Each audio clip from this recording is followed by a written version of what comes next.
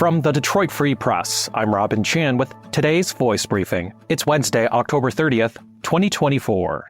This is J.C. Rindo with the Detroit Free Press. Landlords in downtown Detroit have been standing firm on rents, even as more new apartments open and are still trying to lease up. A recent report shows how the vacancy rate for downtown apartment buildings reached 19% this summer, up from 9% 2 years ago. This is not because of any slowdown happening in downtown, but rather a series of new buildings that recently opened. That list includes the Exchange in Greektown, a nearly 500-unit glass tower on the old Joe Louis Arena site, and Dan Gilbert's newly renovated Book Tower. Many of these new buildings are luxury branded, so they aren't the type of places that offer deep discounts. And another 148 units will hit the market later this year when a new building, Residences at 150 Bagley, officially opens its doors.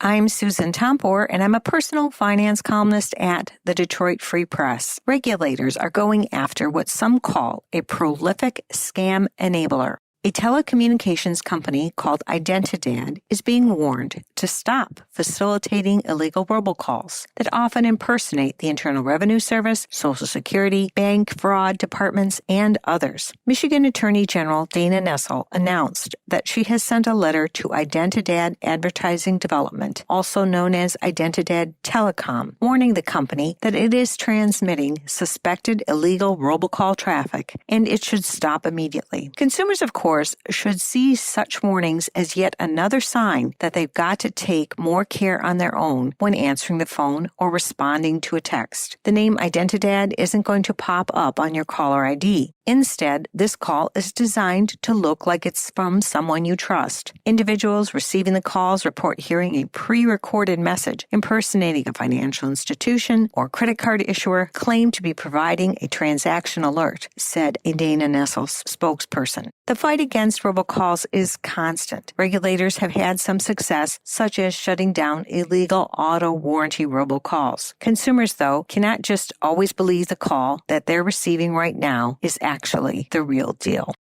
For the Detroit Free Press, I'm Kristen Shamus. The largest Teamsters organizing drive in 50 years took a leap forward last week. That's when the National Labor Relations Board set a November unionization vote for 9,600 Corewell Health nurses. It is among the largest petitions for a unionization election in recent history, said Caleb Lado, a spokesperson for the NLRB. Full-time and part-time registered nurses at hospital campuses in Metro Detroit are to vote November 12th to the 14th on whether to unionize with the Michigan Teamsters Joint Council 43. Casual nurses, contingent nurses, flex nurses, and charge nurses all are eligible to vote at Corewell Health hospitals in Grosse Pointe, Troy, Royal Oak, Farmington Hills, Wayne, Taylor, Trenton, and Dearborn, as well as at the Southfield Center. The NLRB's regional office in Detroit will tally the votes on November 15th, and if a majority support unionization, the NLRB will certify the election and Corewell will be required to engage in collective bargaining with the newly formed union. In recent months, Corewell nurses have staged rallies and delivered thousands of unionization support cards to the NLRB's Detroit office. Organizing, they say, will allow them to have more say when it comes to nurse-patient staffing ratios, job cuts, wages, and benefits. To learn more, go to freep.com.